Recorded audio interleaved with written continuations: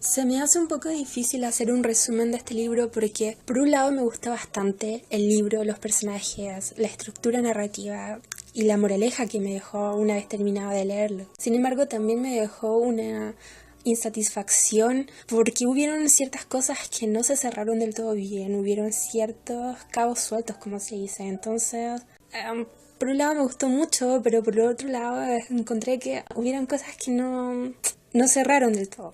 Ahora, en términos puntuales, este libro se publicó en el 2013 más o menos y está situado en Perú. Acá la historia sucede en Perú y son dos historias paralelas. Paralelas y en cierta forma uno dice, bueno, si son tan paralelas, ¿en qué momento se van a topar o cuál es la conexión que hay entre los dos? Y eso viene a suceder un poco más al final, pero partiendo desde el principio. La historia parte con la historia de Felicito, que es un transportista de origen muy humildes. Él fue criado por su padre, que lo crió solo, su madre lo abandonó, y él siente una admiración profunda por este padre que lo crió, que se sacrificó por él, que trabajó hasta caer muerto con tal de darle lo típico, educación, comida, qué sé yo, criarlo como se debe, con valores y todo eso.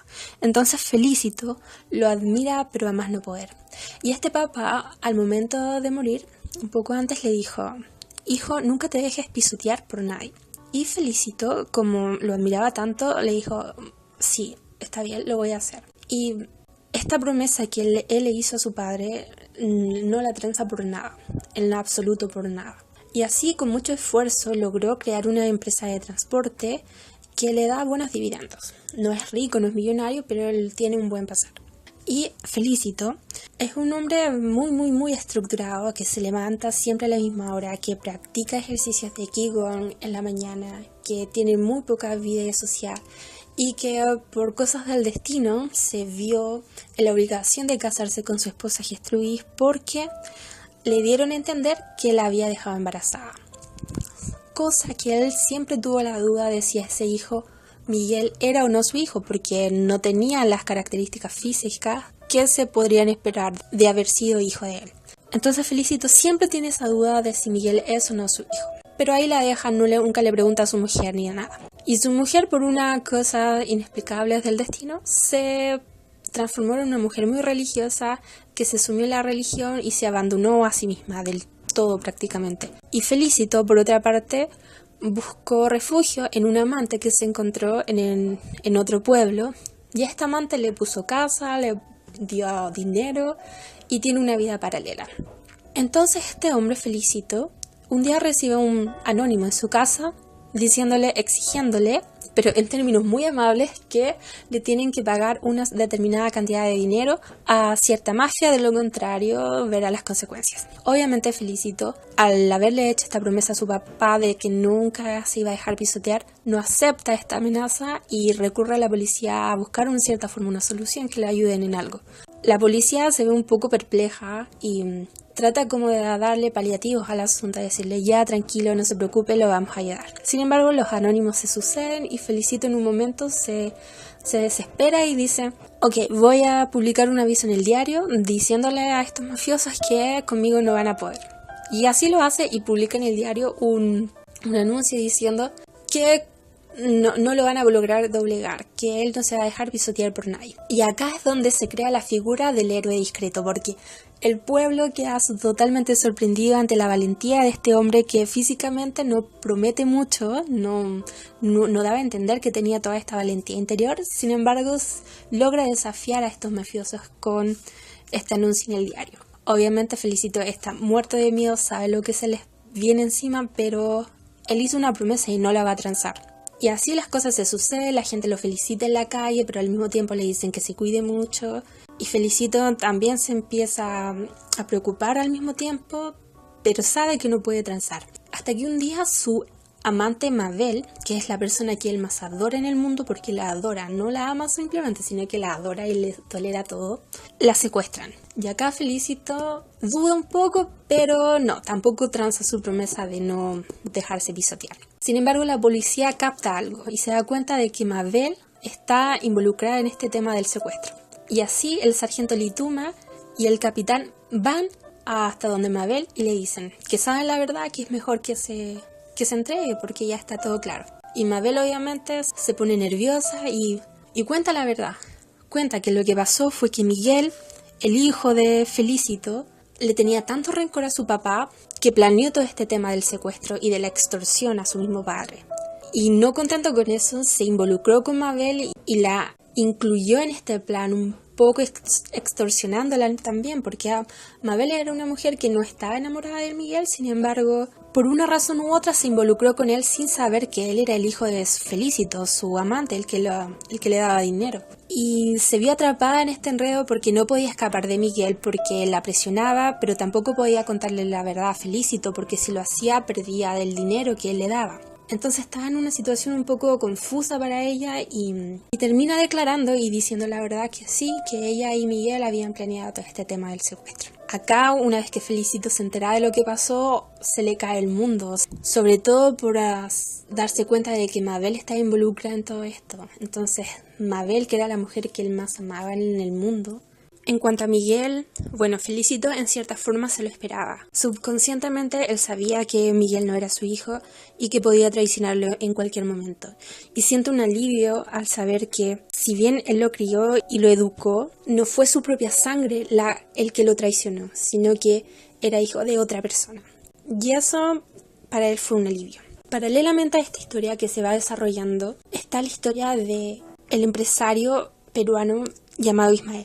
Que es un hombre de más de 80 años, que es muy, muy, muy rico y que tiene una pésima relación con sus hijos.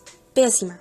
Entonces, él lo que hace, dice, no, yo no le voy a dejar dinero a estos dos desgraciados porque no se lo merecen y porque esta empresa me ha costado sangre, sudor y lágrimas construirla y no se las pienso dejar a ellos para que la destruyan. Así que lo que voy a hacer, voy a vender la empresa, voy a gastarme el dinero viviendo los años que me quedan y a ellos no les voy a dejar nada. Aunque me gaste toda la energía que me queda tratando de deshacerme de mis hijos, pero ellos no se van a quedar con nada de lo que es mío. Hay un récord muy grande entre el hijo al padre y entre el padre a los hijos. Entonces lo que hace Ismael, un día que ya los hijos le colmaron la paciencia, es decirle a la empleada que él tenía que le ofrece matrimonio. Le dice, ¿qué te parece si nos casamos y nos vamos de luna de miel a Europa y me acompañas por los años que me quedan? Obviamente la empleada dice que sí y aceptan y se casan. Y los hijos, cuando se enteran de todo esto que pasa, obviamente pierden la cabeza y hacen lo posible y lo imposible por declarar al padre como interdicto, como que estaba loco, como que no tuvo noción ni conciencia de lo que hizo con tal de anular este matrimonio. Y es así como recurren a Rigoberto, que fue uno de los testigos y mejor amigo de su padre, y lo amenazan y tratan de sacarle una confesión, de que los ayude con los abogados, qué sé yo. Pero Rigoberto no, les dice que no los va a ayudar, que su papá no está loco, que su papá no está viejo y que todo lo que hizo lo hizo con conciencia. Entonces los hijos de Ismael le hacen la vida a Rigoberto porque como su padre se fue de luna de miel a un lugar desconocido que nadie sabe dónde está, los hijos están en cierta forma desesperados tratando de revertir la situación y la única persona que les recuerda un poco a su padre y del que pueden sacar un poco de información es Rigoberto, que es el personaje principal de esta historia paralela. Rigoberto es un amigo empleado de Ismael de unos 65 años que está planeando su jubilación.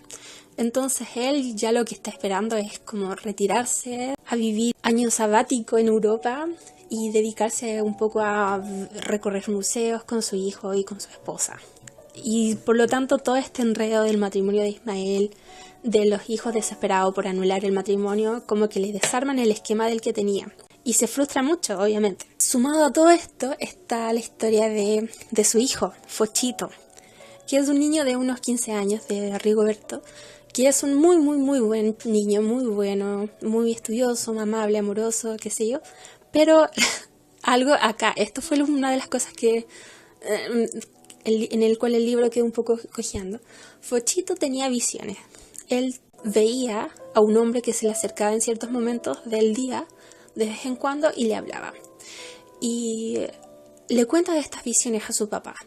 Y el papá en ciertos momentos no le cree y lo mandan al psicólogo y lo mandan a hablar con el cura Y el papá empieza a comparar las visiones que tiene Fochito con las que tenía el doctor Fausto. Y empieza a pensar, ¿no será el diablo el que se le aparece? En cierta forma como en juego y en cierta forma también un poco asustado. Y acá se empieza a preocupar por su hijo porque si bien su conducta no cambia demasiado, obviamente si tu hijo te dice que ve a un hombre que se le acerca, uno se preocupa. Y don Rigoberto, más que preocuparse de las visiones en sí, pensaba que era un hombre, un pervertido que trataba como de abusar de su hijo.